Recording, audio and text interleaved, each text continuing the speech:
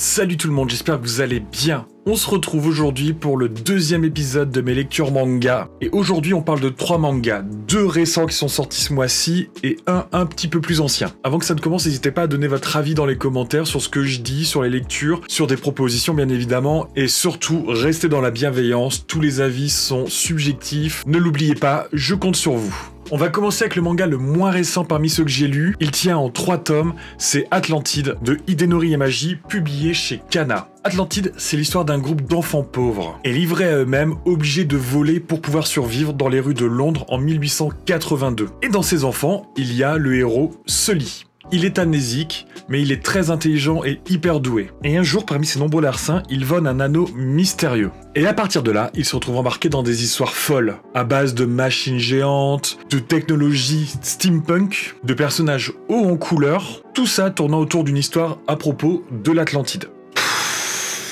Même pour 3 tomes, je vous assure que j'ai eu du mal. En vrai, le fond est bien, il y a quelque chose, mais Atlantide rejoint pour moi, et je vais peut-être en choquer certains, des mangas comme Buzzer-Rankin ou Embalming de Nobuhiro Watsuki. J'adore Rurouni no Kenshin, et j'aimais beaucoup Nobuhiro Watsuki avant ses histoires de pédophilie. Mais pour moi, ces 2 mangas, plus Atlantide, sont dans une veine, on prend un monde normal, et on y rajoute un aspect fantasy, steampunk là pour le coup, mais sans aucune espèce de logique. On a des personnages avec des pouvoirs énormes, des armements démesurés. Et pourquoi ?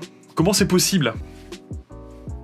Bah tout simplement, pourquoi pas, au final. Ok, le manga est placé dans l'ère industrielle, donc le côté steampunk a un sens. Mais il faut des bases à la technologie pour que ce soit crédible. On peut pas faire n'importe quoi, juste parce qu'on a une idée, et puis c'est parti, on lui fout un bras immense, technologique, machin, qui part dans tous les sens, au dernier moment, juste pour pouvoir faire des revirements de situation. C'est pas possible, il faut un minimum de crédibilité, un minimum de logique. Là, on n'a aucun contexte, et pour moi, c'est non, c'est pas possible, ça ne passe pas, malheureusement. Et c'est vraiment dommage, parce que les dessins sont bien. On perd parfois les proportions, les personnages sont étirés ou aplatis, ça arrive très régulièrement, mais limite c'est pas grave, c'est excusé par le manga en général, c'est vraiment pas mal dessiné. Mais à ce niveau-là, je vous ai pas encore parlé du point négatif, tout simplement, il n'y a pas de fin. Le manga a été annulé ou abandonné, je n'ai pas exactement les détails là pendant que je vous parle. Est-ce que vous voulez encore un autre point négatif ? Je me suis dit, bon, c'était pas si horrible que ça niveau dessin, je vous l'ai dit. Alors, est-ce que l'auteur a fait quelque chose d'autre ? Alors, je suis allé sur Manga News, un site que j'apprécie particulièrement. J'ai cherché et je suis tombé sur Mary Grave. Encore une fois, belle couverture, belle histoire. Qu'est-ce que je lis ? Manga abandonné. 2 mangas publiés en France, 2 mangas abandonnés. Je suis désolé, mais je pense que je ne m'intéresserai plus à l'auteur, fort malheureusement, parce qu'il y avait du potentiel. Donc, Atlantide.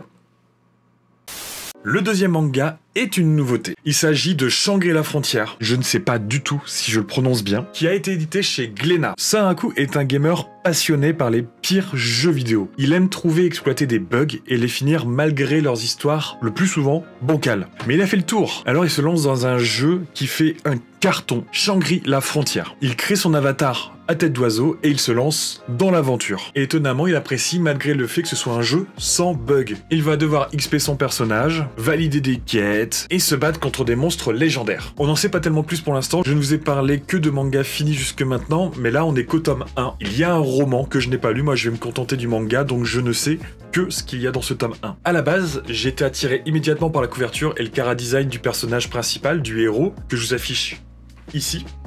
Et pour l'histoire, j'ai pensé tout de suite à du Sword Art Online, hein, des personnages envoyés dans des jeux vidéo en VR, puisque oui, je vous l'ai pas dit, mais c'est de la VR, donc c'est plutôt intéressant, c'est très immersif, et on peut recommencer tout de zéro, tout apprendre sur un monde complètement. Moi, je surkiffe ce genre de manga. Et donc, c'est juste avec ça que je me suis lancé dans la lecture du manga. Et j'ai adoré. Et je vous assure que j'ai tellement adoré que je ne saurais pas mettre des mots sur ce que j'en ai pensé. Déjà, les dessins sont hyper beaux. Vraiment une dinguerie. C'est fluide et détaillé. Les scènes de combat sont précises et elles ne sont pas brouillonnes, et ça c'est très très rare. Et l'histoire, elle est fraîche et très prenante. Les actions peuvent se dérouler peut-être un poil rapidement, mais l'arrivée du personnage dans le jeu vidéo, sa progression, les quêtes qu'il valide, les rencontres avec les PNJ ou les autres joueurs, les mobs, et l'aspect loot aussi, c'est plutôt intéressant puisqu'on le vit bien. C'est plaisant à lire et je suis très impatient de lire la suite. C'est aujourd'hui, je pense, un manga qui rentre dans mon top 5 de mes mangas préférés, clairement à ce point-là.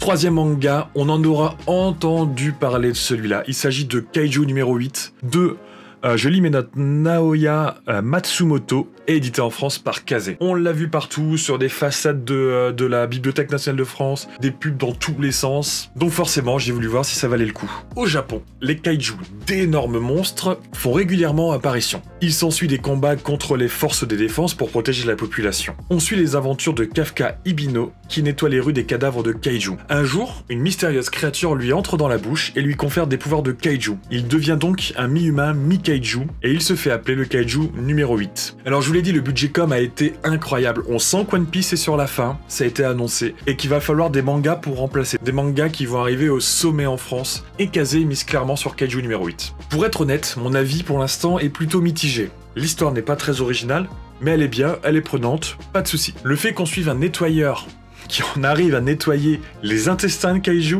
ça, je vous avoue que c'est plutôt cool et original. Le héros rêve d'intégrer les forces de défense et de se battre contre les kaiju. C'est les bases d'un shonen, il va devoir s'entraîner, passer des examens, faire ses preuves, et c'est archi classique, mais c'est efficace. Et moi, ça me plaît bien.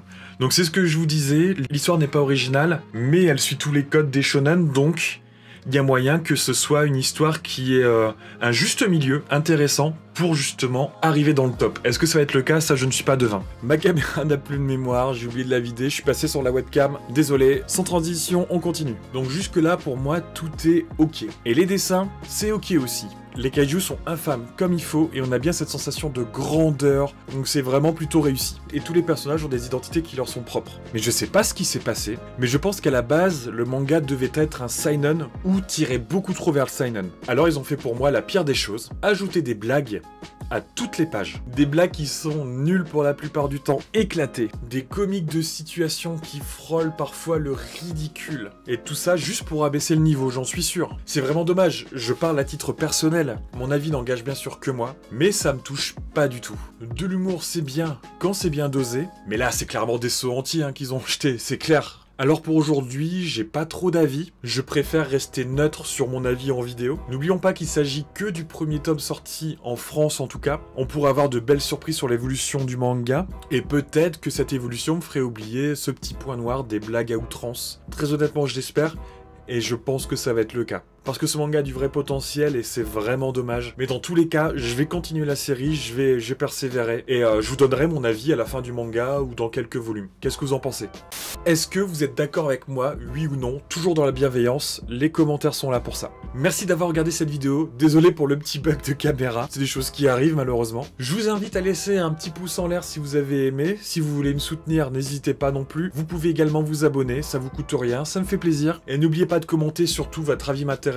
Même si vous avez des choses à proposer pour mes futures vidéos, vraiment n'hésitez pas. J'ai déjà écrit 2 vidéos sur les mangas qui vont sortir normalement en novembre. Je prends mon temps parce qu'il y a du gros travail de documentation. Je vous ai déjà spoilé là-dessus dans la première vidéo lecture il y a un mois, pour le coup. Donc n'hésitez pas à aller voir, ces vidéos sont intemporelles. Donc soyez prêts. Merci encore à tous, et puis moi je vous dis à la prochaine pour une nouvelle vidéo. Salut!